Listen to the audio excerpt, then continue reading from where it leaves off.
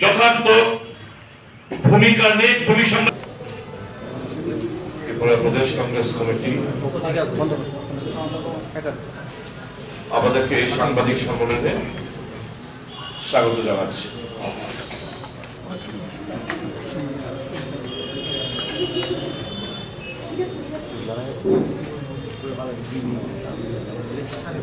আপনারা জানেন ত্রিপুরা প্রদেশ কংগ্রেস কমিটির উদ্যোগে আজকে রাজ্য জুড়ে আমাদের সংকল্প দিবস উদযাপিত হয়েছে। সংকল্পটা ছিল সংবিধানকে যে অচল করার যে অপপ্রয়াস তা রুখে দেওয়া, গণতান্ত্রিক প্রত্যেকটি প্রতিষ্ঠানকে যে গুলিয়ে দেওয়ার যে ষড়যন্ত্র তা প্রতিহত করা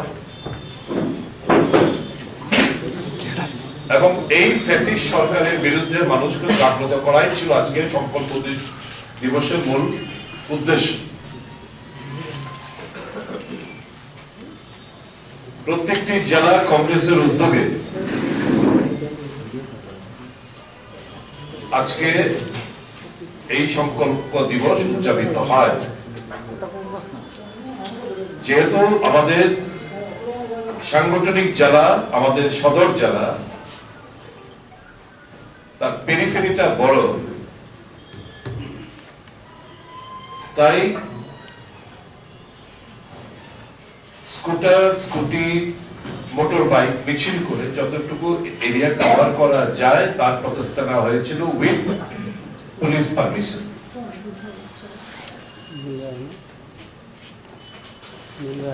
অ্যাকর্ডিংলি আজ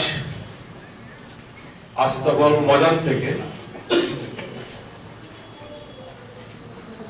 আমাদের সর্বভারতীয় কংগ্রেস কমিটির সম্পাদক, আমাদের রাজ্যের দায়িত্বপ্রাপ্ত প্রভারী ডক্টর অজয় কুমারের নেতৃত্বে সদর জেলা কংগ্রেস কমিটির সভাপতি তন্ময় রায়ের নেতৃত্বে এবং আশিস বাবুদের নেতৃত্বে, গোপাল বাবুদের নেতৃত্বে,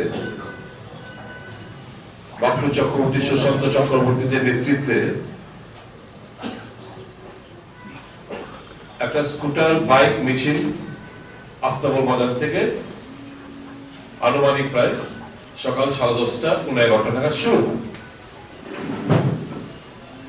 মিছিলটা বিভিন্ন পথ পরিক্রমার পর জিরেলা ব্লক চুমনি হয়ে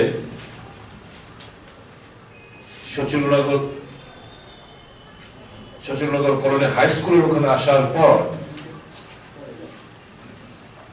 ওখানে বুথ অফিসের বিজেপি সারা রাজ্যে তো বুথ অফিস করে রেখেছে, ওখানে ওই স্কুলের সামনে আসার পর বিজেপির গুন্ডারা, হারমাত বাহিনীরা ওখানে প্রথম ইট পাটকেল নিক্ষেপ করে।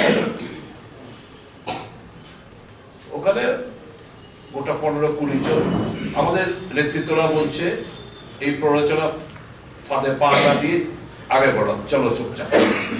অ্যাকর্ডিংলি সচিলনগর কলোনি কয়েকজন ইট পাটকেল খাওয়ার পর এই মিছিলটা নিয়ে যখন মোহনপুরে আসে, সবাইকে অবাক করার মতো ঘটনা, ওখানকার জনপ্রতিনিধি, রাজ্যের মন্ত্রিসভার একজন মন্ত্রী এই মিছিলের পথ আগলে ধরেন, বলেন, বারণ করেন, যেতে পারবে না। কেন যেতে পারবো না? আমাদের অজয় কুমার যে প্রশ্ন তুললেন, কেন যেতে পারবো না? যথেচ্ছ গালাগাল যেগুলো ফুটেজে রয়েছে, প্রাদেশিক ঝাড়খণ্ডী মাল খুব স্ল্যাং ল্যাঙ্গুয়েজ ইউজ করে ওনাকে অপমানিত করা হয়, বলা হয় get out of my area. Ashis বাবুর সাথে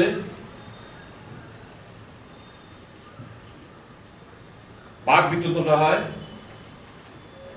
গালাগাল দেয়, এবং ওখানেও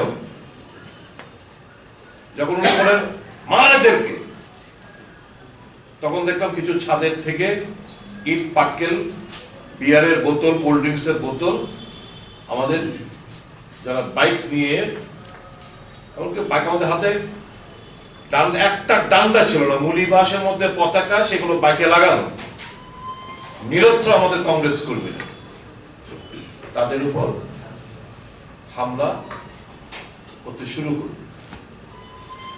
এবং আশ্চর্যের ব্যাপার হচ্ছে সেন্ট্রাল প্যারামিলিটারি ফোর্সের সামনে আক্রমণ সংঘটিত হচ্ছে। তাদেরকে দোষারোপ করে না, কারণ তাদেরকে এই মবটাকে ডিসপার্স করার জন্য যার অর্ডারের প্রয়োজনীয়তা ছিল, থানাবাবুদের, এসআইদের, সাব ইন্সপেক্টরদের, কেউই এই মবটাকে ডিসপার্স করার জন্য অর্ডার দেয়নি। কাজে সিপিএমএফ ছোট জগন্নাথের মতো দাঁড়িয়েছিল, আপনারা ভিডিও ফুটেজ দেখতে পারেন, নিশ্চয়ই এটা ভাইরাল হয়েছে এবং হবে। আর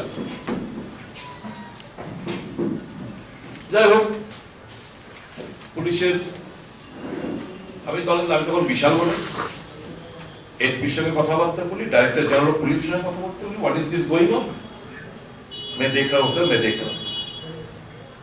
যা পুলিশ কিছুক্ষণ পর ওনারা যখন এই মিছিলটাকে নিয়ে রানীবাজারের দিকে এগোল, সবচেয়ে বড় আক্রমণটা সংঘটিত হয় রানীবাজার এই টাউন হল থেকে,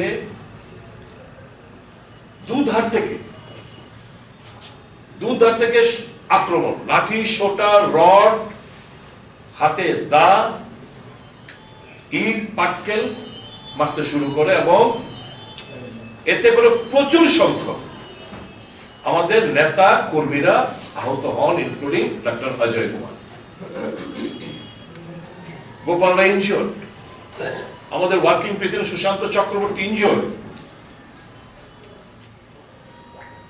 যারা বর্তমানে হাসপাতালে রয়েছেন দুলাল সাহা, মিটন দেব, শরৎ দেবনাথ, প্রতাপ দেব বর্মা, রফিক মিয়া, রাজেশ সরকার,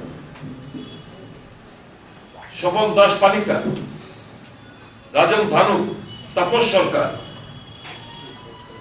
চিত্তরঞ্জন দত্ত, অপূর্ব পাল, রূপক দেবরায়, অজস্র কর্মীরা, মানে এরা হাসপাতালে, এদের ইনজোর গুরুতর, হাসপাতালে লেগে আছেন।